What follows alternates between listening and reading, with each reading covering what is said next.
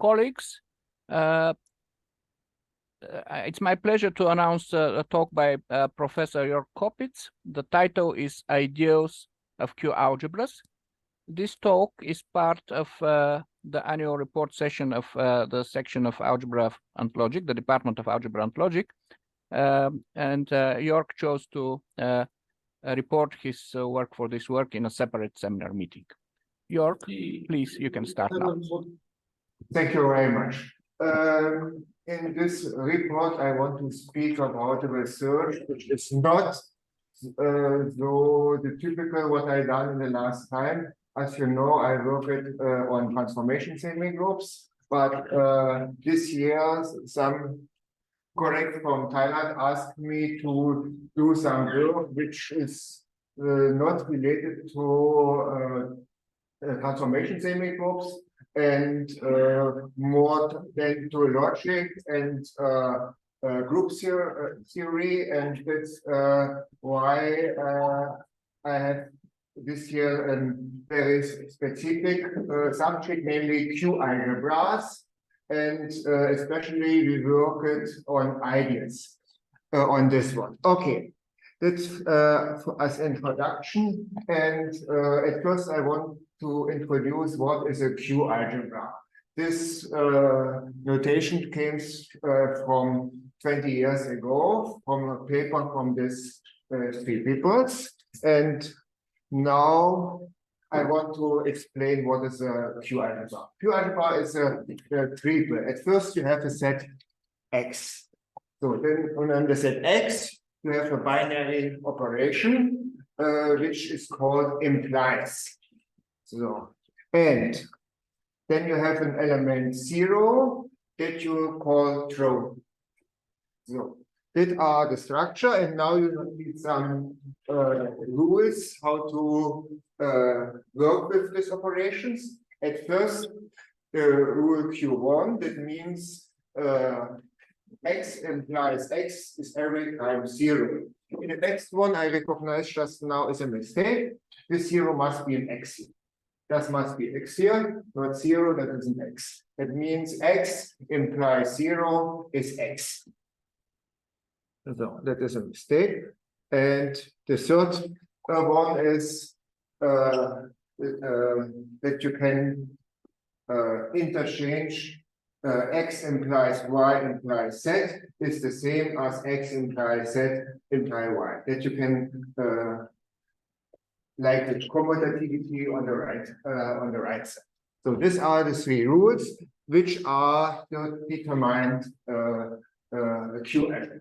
So now I want to give some quite simple examples for Q-algebras, namely the the integers with minus and 0. Okay, you can check. X minus X is 0. Fixed. So X minus 0 is X. Here is a mistake. And although this one, you can X minus Y minus Z is the same as X minus Z X minus 1. So, and then you have this similar thing for the rational numbers by dividing and 1. So that means X divided by X is 1. X times 1 is X. And then because of the commutativity of then you have you can have also this one X divided by Y divided by Z is the same as to divide it first by Z and then by 1. Okay, so that's in our two examples. What happens? Yes, okay. So, okay. I want to say that in our generalizations of other three notations which are quite older, namely BHA, BCI, and BCK algebras. So, I have to say, as I mentioned in the beginning, I am not really working a long time on the subject, so I want to only say very shortly what is the relationship to our Q-algebras, to BCH and BCK algebras. So, what happens here?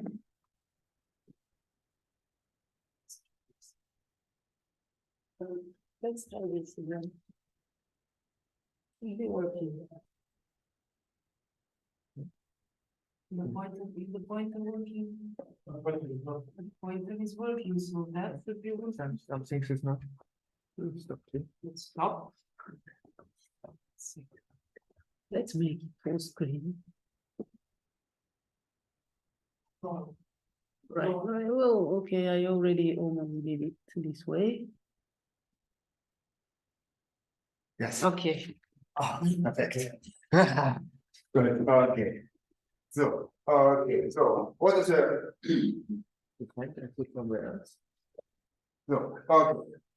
This is what is the BCH algebra? This is against people, but the rules are a little bit different. We take the first rules, Q1 and Q3. That means the square is 0, and this right commutativity, and additional you have this one, x implies y, and y implies x. If this is 0, this is only possible if both x and y are equal.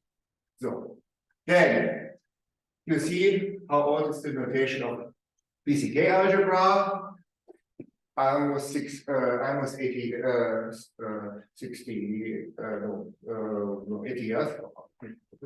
60 years old. It's almost 60 years. No, and we have now Q1. This is the idempotent. Is the square is 0, and Q4 what I introduced just now, and additional this condition here. Q5 and additional also Q6, that is this gets also 0, that and this defines the notation of a BCK algebra. So, and as a consequence, we get that x 0 is 0. This is only possible if x is 0. This is a consequence of this one, which is holds in BCK algebras. Okay, what is the background of this? So, the background is an algebraic formulation of propositional calculus. And this is, as I mentioned in the beginning, a branch of logic, which is also called propositional logic, statement logic, or sentential calculus. So this was to give a frame. What is the frame of the group of Q-algebra? It goes is a generalization of all these three other notations, and these notations are important in this proposition calculus. So, okay, now come to some properties of Q-algebras. Now we come back to the three properties, Q1, Q2, and Q3, and then we have this situation. So, and this is 0. It is quite easy to see why this is 0, because we can exchange on the right side. It means I can put y here and x, y on the right side. Then I have here xy, and we know the square is 0. So that is very easy to calculate. So a more interesting thing is we can introduce a binary relation on x. So, and how we do this? Namely, we define this x is smaller than y if x implies y is 0. This is the condition to be x is smaller or equal to 1. No. Okay. And then we can calculate this x smaller than y imply this one. How how we can do this? Easy to see. X smaller than y means xy is 0. It means here is a 0. And x0 is by rule Q. Q2 is this x, and x times x is by rule Q1 is 0. Okay. So, and then the notation of a bounded Q-algebra was introduced, namely, if you can find an X such that all elements are an element E, such that all element X are smaller. And if you can find such an element E, then this Q-algebra is called bounded. So, and this element E, which we have found, is called unit. Like in ring theory. So, and you say that if we multiply this X by left on E, we call this element X star. So, if you say X star, then you think an involution. And we say that this X is called involution if we come back by twice stars to X. I want to give an example for such a bounded Q-algebra. So, moment.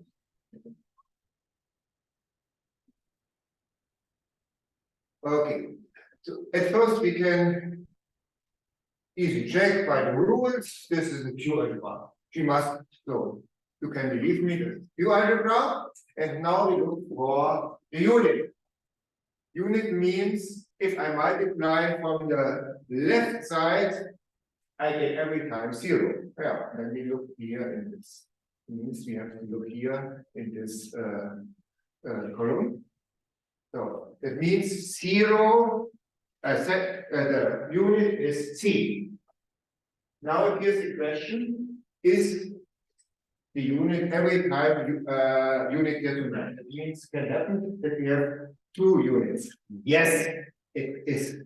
It is possible that we have in one Q-algebra more than 1 unit. This shows this example. At first, you must believe me that this is Q-algebra. So, and then you see, you must look on the column, which is every time 0, and this is exactly the units. It means this Q-algebra has 2 units, and the bounded Q-algebra with 2 units. May I ask a question? Yes. Then the partial ordering is actually a partial pre-ordering, because if there are 2 maximal elements which are each of them is no smaller than the other one. This is not yes, it's not really a partial order. So yeah, and also on the 2 slides before there was star as an upper index operation, which was defined as the unit. Yeah, here you passed it 1 slide. Yeah, which was X star was defined as E times X. Yeah, yes. Here. So what is the E? There is nothing between E and X. This E is the unit in this one. Yeah, it is. Okay. I understand. Yeah. Yes, I understand what you mean. Sorry. You as usually you can cancel pardon. So you omitted the star, yes. So it is E I star. only omitted the star. Yes, I do. Please continue. Yeah. I forgot to tell this. If there are no confusions, we usually cancel the binary operation between them and write nothing. Sure, it's the only operation. Please continue. Okay, thank you. Yes, exactly. I forgot to tell this. No, okay. So, okay. Now we want to, so in our joint work with the colleague from Thailand, we consider ideals on Q-algebras. Some things was done, and our aim was to complete this work. At first, we must think what is an ideal. We know the notations ideals from rings, from semigroups. What is an ideal in the sense of a Q algebra? And this is defined in this way. So that means you have two elements, x and y. X is in I. The product, the y implies x is also in I. And this means y is in I. So this is the definition of an ideal. So examples is clear. What we expect?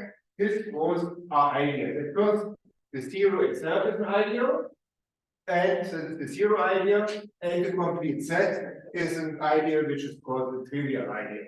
So this is like in the classical ring theory, where all the ideals, the zero, the element zero, and the set itself. So now we was for our working.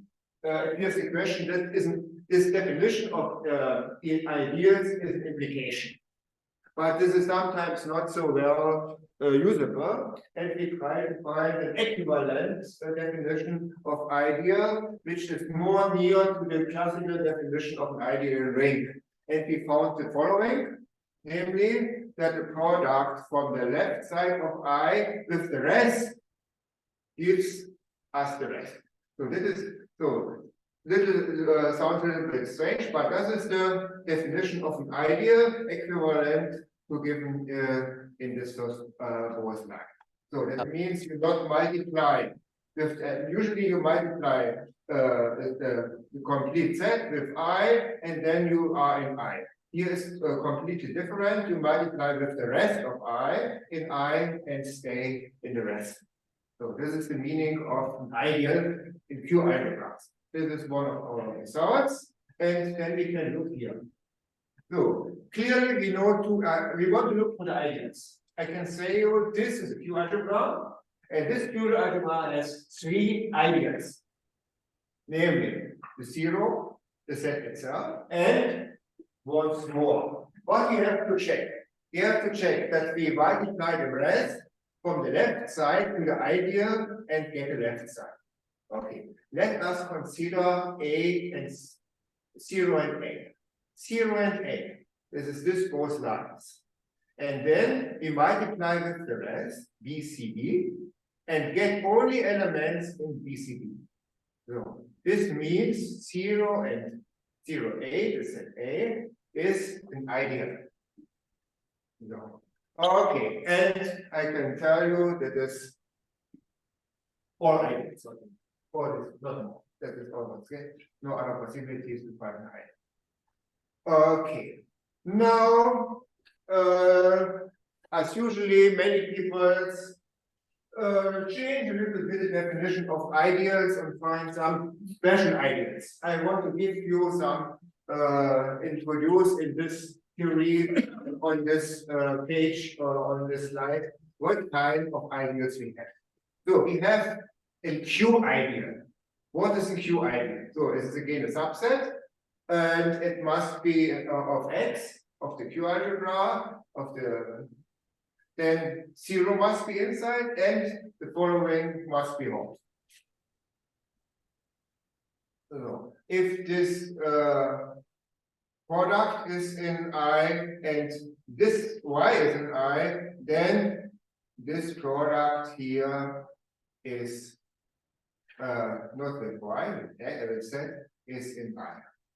So, and we have the following thing.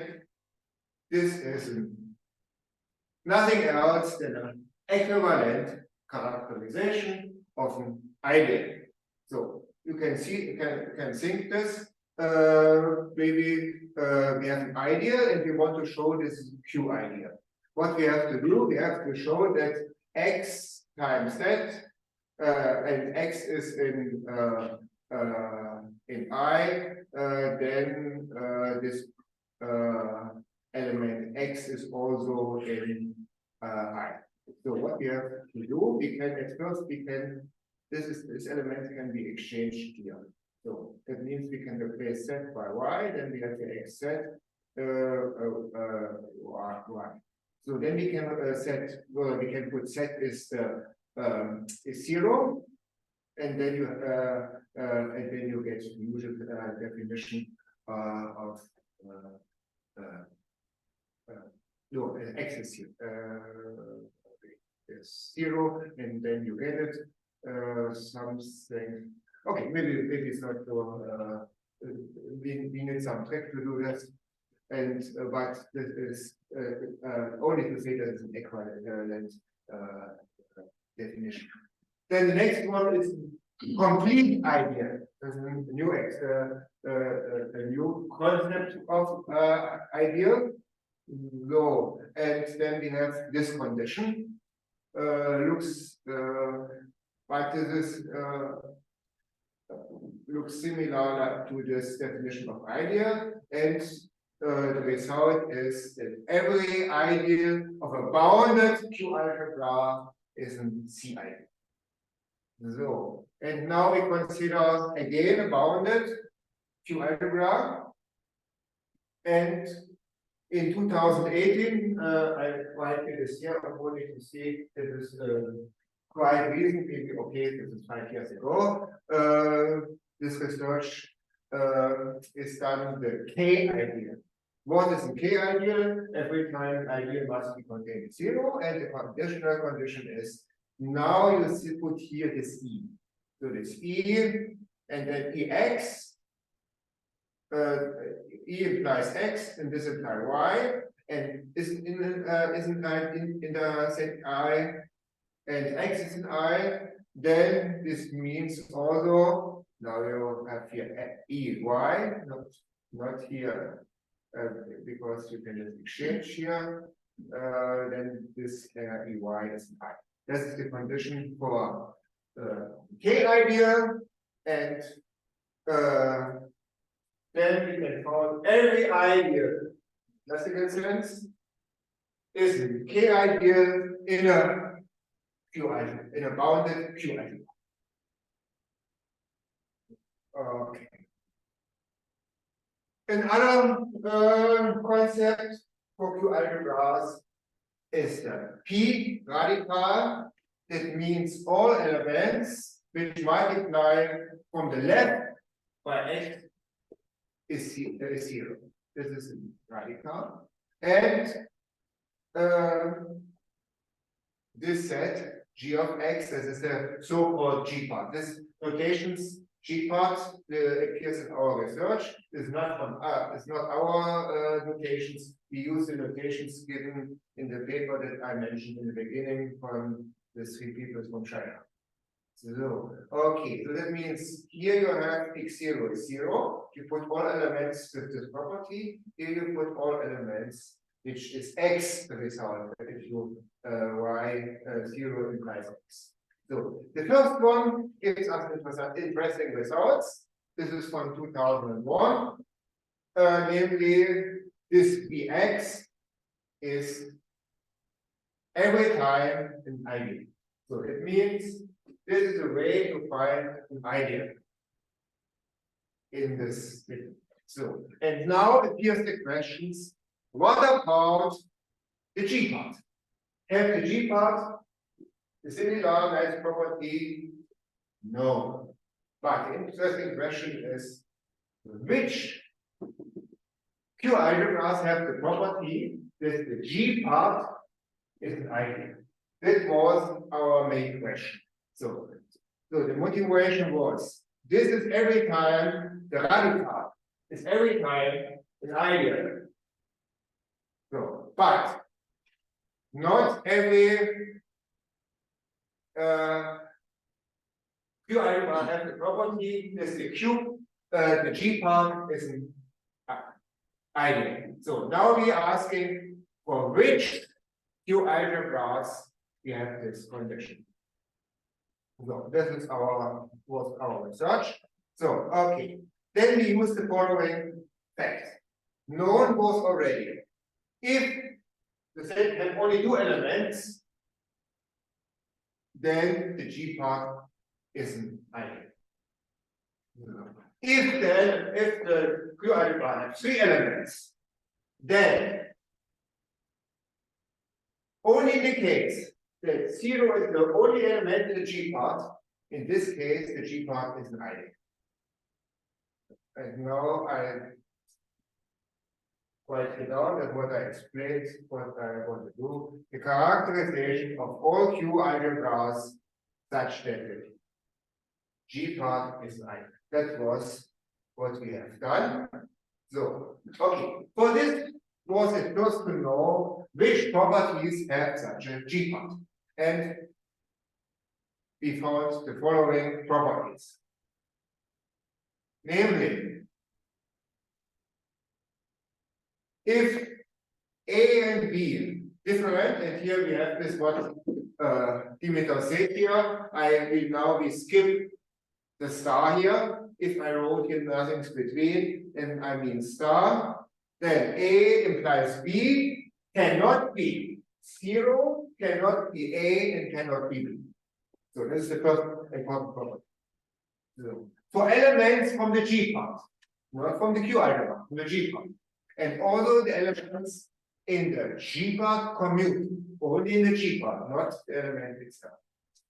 So, the third interesting property is if A implies B means C, then although you can conclude that A implies C, that is B, and B implies B is A.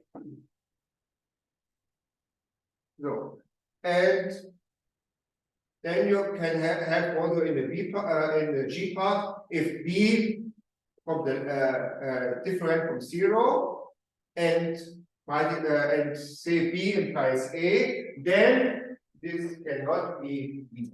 So that was this property what we pointed out, and then we could show the following: if this cardinality. Okay, I want to say the following: if G of X is X, then our work is done because X is every time an ideal.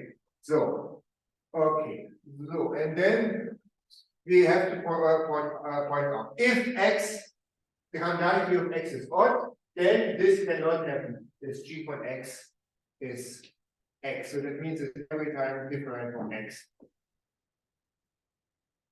So, and we know if G of X is an ideal, then we know that this is already an abelian. So if the G part is an ideal, then we could show that it is an abelian group. But moreover, we can say if and only if if the G part is X, if and only if it's an abelian group. So this is the case if J of X is X, if and only if this is the group itself is an abelian group. Here is only G of X is an abelian group, and so that means this nice property that G of X is the complete set is equivalent if we have this together with the star is an abelian group. So now we come back to our basic question: when G of X is an ideal. So we found the following lemma. So at first, if it's an ideal, then we have one possibility not. It cannot be one element less than the complete set. This can be the complete set, or it can at least 2 elements less than the complete set. So, okay. So, otherwise, cannot. So, and now we found the following characterization. G of X is an ideal of a Q-algebra X if and only if we have the following condition: A implies B and C implies B, and B itself is a G of X, A and C is nothing said. Then we have two possibilities.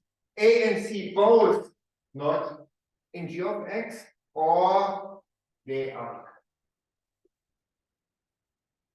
Example. So let's take a 4-element set. So then we know, then we can show if then we can determine the ideals by this theorem in the following way. So we have the possibility G of X cannot be have not be 3 elements. So that means it can be 1 element. It can be all elements, it means 4, or it can have 2 elements. And the question is, what are 2 elements? And 2 elements is the which are 2 element sets are determined by the theorem, namely to have 0 must be the ideal plus an additional element with the property that B implies A must be different from C implies A whenever B and C are different. So in this way, we can find all ideas of 4-element group using this theorem. So this example should explain how we can use this theory to find all ideas in this some Q-algebra. Okay. In the rest of this talk, I want to speak about homomorphism of Q-algebras. So this is now the work with the ideas it's done. Now I want to say some things, some isomorphism theories for Q-algebras. That you see what is Q-algebras. So at first we define what is a homomorphism. Homomorphism is defined as expected, is mapping between the carrier sets, and it means like if here I forgot it. Yes. If the image of A implies B in the first one, the same as the result of A implies the result of B in the second Q-algebra, then we speak about homomorphism. So, of course, if homomorphism is bijective, then we have an isomorphism and we write this one. This is enough to state the carrier set, like in other theory, you use only the right carrier sets for short instead of. In fact, you must write this is isomorphic to this one. For short, you can write this one. Mean by construction are isomorphic. So, as expected, the 0 maps to 0. Okay, and now the most interesting things concerning this one is, so in the case of G of X is X, this is now this case what we want to consider. In this case, G of X is an ideal, of course. Then we can calculate that X has a cardinality which is a power of 2. So that means in this condition, if G of the G-part is a complete Q-algebra, then this Q-algebra has the cardinality of a power of 2. And by this reason, it is isomorphic to set with the same power of 2. So that means here this is the modulo, integer modulo set of 2k. So, okay. In this case, we have a good characterization by isomorphism theorem for the Q-algebra. So, and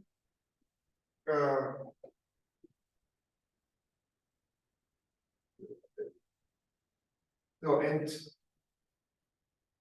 further it's clear if G of X is X and this part, then and they have this, I forgot to say, they have the same cardinality, then they are also isomorphic. It means if this one is x1 and this one is x2 and they have the same cardinality, it's not written here, I forgot this, then they are also isomorphic.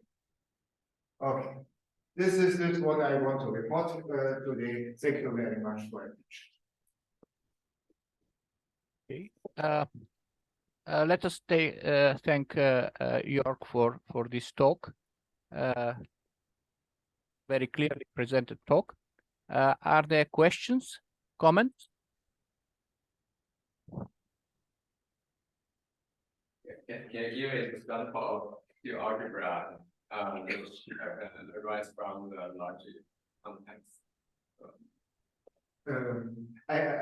This is what I told you. This is the I have not the background from the logic. This means I cannot give you such a linear example which is really coming from the logic. I only give example this artificial examples or this natural, but I cannot say yes exactly. This is did you use the logic exactly and then come. I cannot. More questions? Comments? Well, I have a question about the connection with implication. You mentioned that X has to be, the entire Q algebra has to be an abelian group for a certain property to hold. Now, now there is a gap between the intuition behind implication and the operation of an abelian group, which is supposed to be, say, invertible, you know, commutative, etc. So can you comment on that?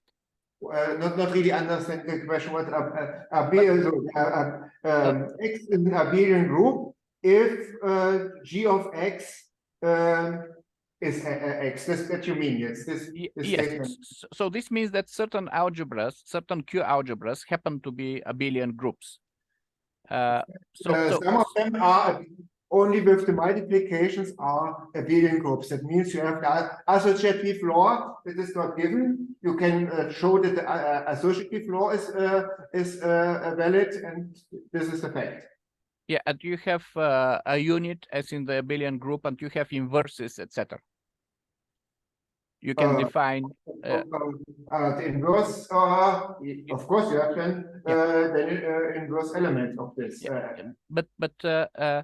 But how this compares with the properties of implication as they are known in logic?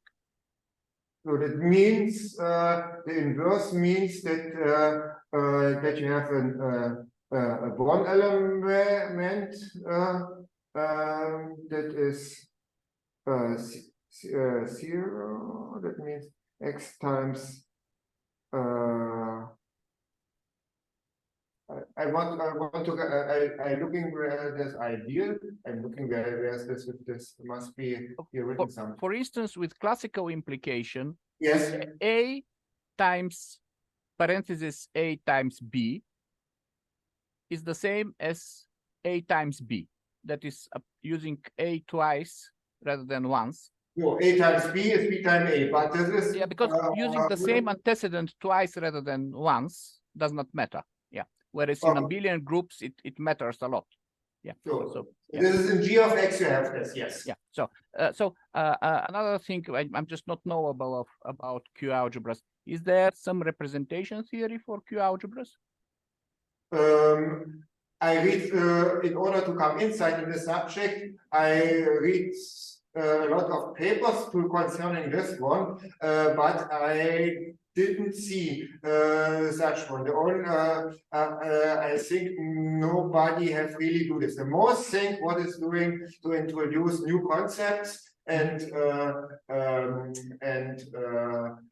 do some things. I have to say this basic paper, what I mentioned in the beginning, was also not so well written. In this paper, we found some mistakes in this basic papers, and in some sentences, it means for me is not so really clear. Is this really useful with this Q-algebras? But I know many people work on BCK algebras and so on. And then I was thinking, okay, that could be interesting to do this.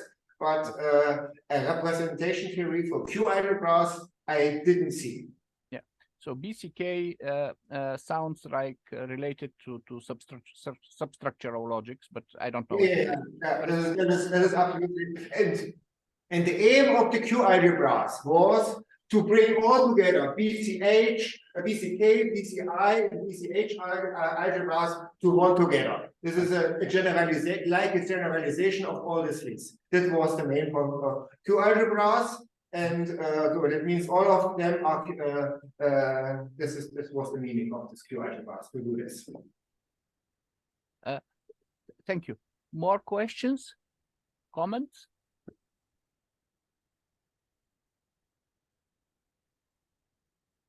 Well, if there are none, let's thank Jörg again.